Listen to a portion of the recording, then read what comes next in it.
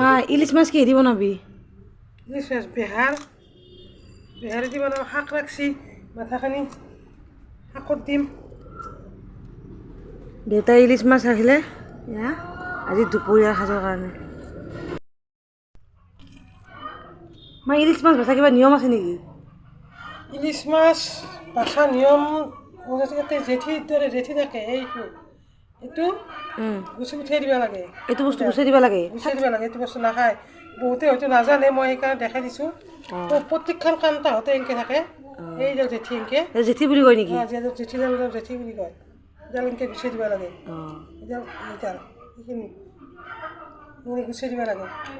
প্ৰত্যেকটা মাছতে এনেকৈ গুচাই দিব লাগিব। আৰু কিয় নিয়ম আছে না? বাকী একো নাই? বাকী একো নাই। সেইটো মাছ ভাজাটো অলপ কম হ'ব লাগে। আৰু ভাপত দিও খায় এইটো মাছ? ভাপত দি খালে মানে বেছি ভাল লাগে।